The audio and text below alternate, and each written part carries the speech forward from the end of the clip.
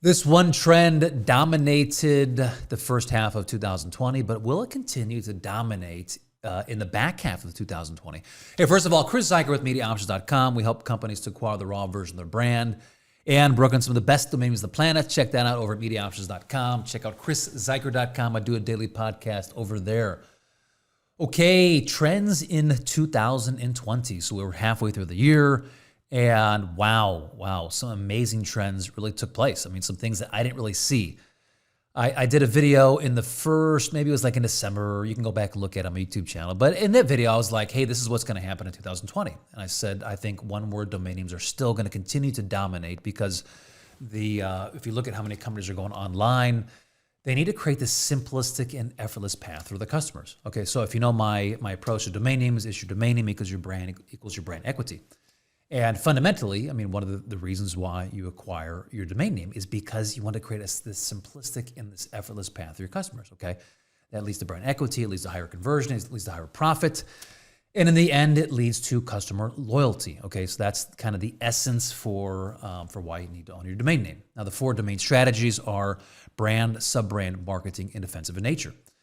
And my initial prediction was like, listen, like you're going to continue to see more and more startups, okay, more and more digital companies that are only digital.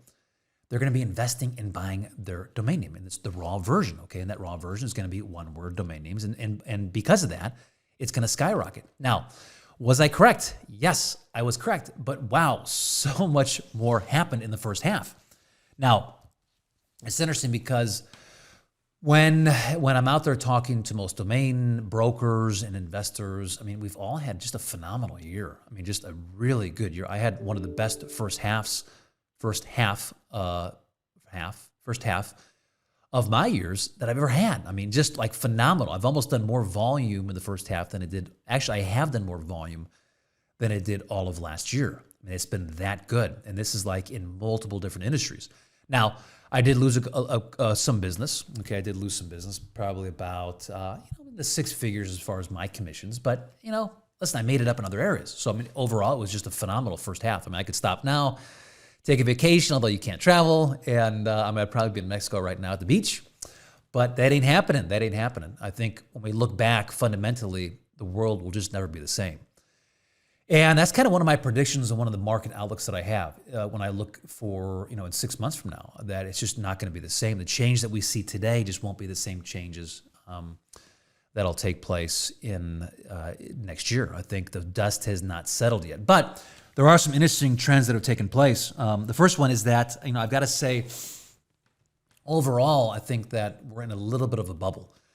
And I may be the only one saying this. I think the digital assets, I'm extremely bullish on them. I think they'll continue to go up in value. But there's like, if you look at any business or you look at any deal, there's like this time that they just like, there's this exuberance, this like it just skyrockets. Okay, so you look at Bitcoin domain names. I mean, when Bitcoin went from $3,000 to $15,000, we sold a lot of domain names and pretty much helped many of the big companies acquire their brand, okay, and their marketing campaign domain names.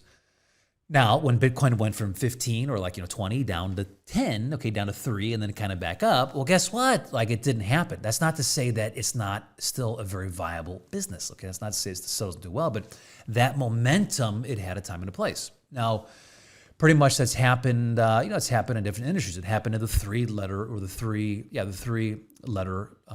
domains, okay? I mean, there was a time when I sold a lot of 3-letter domains, a lot of 2-letter domains, like they were in the global economy over in China. There's a lot of buyers buying them. And then that came back down. But that's not to say that those domains aren't super valuable. There's a time and a place for it. And it's interesting because in the first half, I think there was a lot of winners, a lot of losers. But I think there was, it's definitely, there's a little bit of a bubble going on, okay? A little bit of a bubble as money is trying to settle down and find a home and find a location. So I've got a couple of theories. I haven't really thought too much about them to go too much in depth, but I can give you just some macro level overviews of my theories. So the first one is that there's a lot of companies that are just positioning themselves. The work from home market really took off. The fitness industry took off. The health industry is kind of repositioning. If you look at a lot of venture capital, they're trying to reposition because maybe the business models they had, I mean, everything just changed. It changed overnight, right? Look at travel industry. You look at the hotel industry. You look at, just even like commercial real estate. Like overnight, different. It's changed, right? It's changed. It's not even done changing. It's not even done in the metamorphosis as far as where it's really going to land. I mean, I don't think any of us really can kind of figure out, although you can kind of look at the trends. It looks pretty scary. But I think there's money that's just kind of trying to settle down and figure out where it's going. So that's one trend that took place. I saw, and I've talked to quite a few, I should say quite a few, but a good number of founders that have sold portfolios, let's say in the $100+ million range.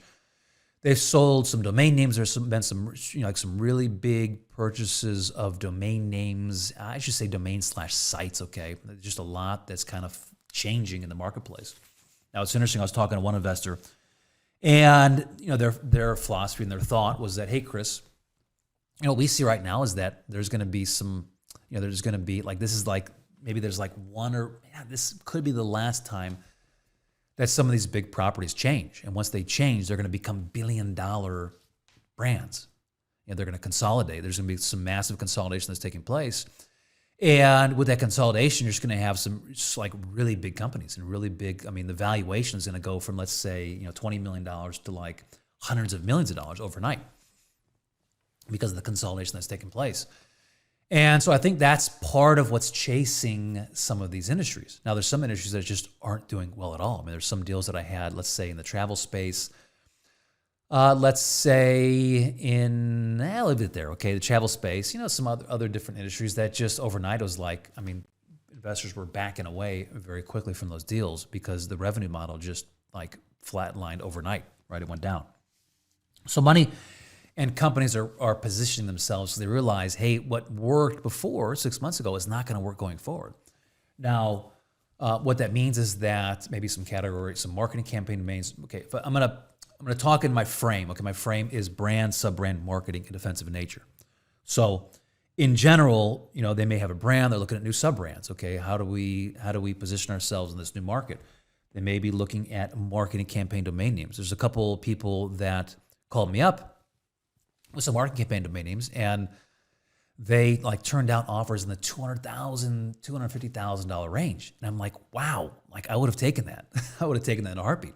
That's a very good offer for your domain name. Yet they're holding out for much more than that, 3, 4, 5 times more than that. So there's just some crazy things that are happening. Now, listen, my advice to you is just lean in. You got to lean into this. So back in the, in recent memory, let's say the Bitcoin craze, those people, those companies, and those owners that leaned in, they got some phenomenal prices. Now, those owners that were kind of leaning in, but they were holding out for the highest amount and value, I think a lot of them lost a lot of money. A lot of them probably looking back and saying, you know what, we had a $10 million offer on that domain name, and now I can't even get $2 million because the momentum has exited that whole industry. I think they're shaking their heads saying, I wish I would have taken that. Now, listen, this is a hard thing. It's a hard thing to figure out. What's the top? But I guarantee you there's a top. So I speak a lot about the Voice.com deal and how Voice.com, the buyer came in at $30 million. Listen, I can guarantee you there's probably one buyer that would buy that for $30 million. And that was the person who made that offer for $30 million. That's not to say that the Voice.com is not extremely valuable. It has value. It's going to increase in value, but there's only one buyer at that range. And so I think the same thing is happening right now in this little bubble that we're going through, and that is, you got to lean in. I think there's a time and a place. Your domain. You got to look at your domain, look at it through the lens, my valuation lens, which is raw equity, brand equity, perceived equity. That perceived equity right now is going to be these industry trends that are taking place and kind of the consolidation that's taking place. But I can tell you this, okay, fundamentally, that in 6 months from now, it's just going to change. It's going to change. Money will have settled down a little bit. I think the impact, all the changes that are taking place in society are going to settle down. And, that might not be as, some industries, it may not be the mad rush that we're seeing today because it's just going to settle down. And there's going to be, the global impact, let's say economic impact is going to be out there. So take advantage of it today. I think people are positioning themselves also. I think we're seeing an increase in, I call them the small business hobbyists, because I think it's going to move down to that level. There's a lot of people that have been laid off. I talked to one company, company I used to work for. I think they laid off like 10% or 20% of the workforce. Another company that I'm kind of connected with, I mean, they laid off 20% of the workforce. Like, okay, there's a lot of people that are entering into or that have left the job market, and there's just not a lot of jobs that are hiring right now. So they're gonna have to reinvent themselves. And part of that reinventing yourself is gonna be looking for something you can do on the side. And so that small business hobbyist, maybe it won't take over their main business. Maybe it will. Okay, I hope it does. I was at that point one day. I mean, I got fired from my job years ago and had to reinvent myself and came out with my protein business. And I've kind of put that to the side because I'm more successful on domain names. But I think that will continue. I think people are going to continue to look in that small business hobby range.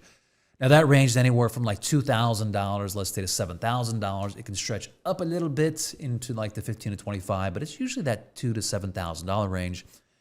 And if you look at a lot of the sites that, like GoDaddy, for instance, I mean, you sell a lot of domains in that range. That's their sweet spot because that's that small business hobbyist. Okay, I'm going to leave it there. It's going a little bit long here. I'm at 11 minutes, so I'm going to leave it there. But listen, the one action I'd say is that on times like this, like just lean in, make the most of it. If you're a domain investor, I think now's the time to sell, to reposition, to leverage what the assets that you have. That gives you just maybe some cash to figure out what's going to happen when the dust settles here. But okay, listen, if you're a marketer and you listen to this, here's the key. Like, listen, like some of these domains are going to be off the market forever. Okay, and once they sell, they're done. Like they're going to be I think they're going to be part of big portfolios. And so if you miss the opportunity, you missed it. And so you really got to get comfortable with what really is your number. What is the true ROI? And if you don't get this right, what's going to happen is that you're going to come in, you're going to lowball it. Another company's going to come in, they're going to come with a higher offer, and you're going to miss that opportunity. And you're going to look back and say, you know what, maybe you'd pay 2 to 5 times that. It's an interesting side note here. I've got several people that are worth like millions and millions of dollars, okay? Maybe even $1 billion.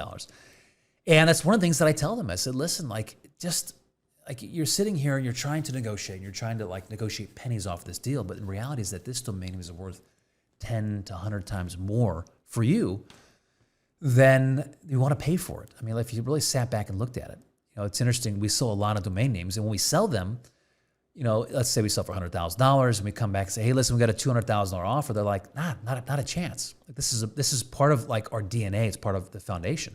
They wouldn't sell it. They wouldn't sell it for $1 million. They probably wouldn't sell it for $10 million because it's like an integral part of their business. And I think that's one of the most difficult things for marketers and for founders and for just the business community to understand is like, what is the true ROI? And then once you understand that ROI, being willing to pay that money. But here's what I do know is that it's the biggest risk that your brand has, because once, let's say you pass on it and it sells, it's off the market. You'll never have that opportunity to create a simple and effortless path for your customers. Once again, your domain name equals your brand equity. And so at the end of the day, this is about brand equity. It's about increasing, it's about loyalty, it's about conversion, it's about profit, it's about loyalty. It's about creating an elite brand, this effortless path through your brand. So I'm going to leave it there. Share this up. If you found any value in it, go on over to chriszuiker.com, check out my podcast, download my book, .com Strategies. I did this book when I first started. I think it's still pretty valuable. It's a quick read, give you some insights and different strategies into domain names, and share this up if you found any value in this. You just got done listening to another episode of .com Strategies. Check us out online at chriszuiker.com and at mediaoptions.com.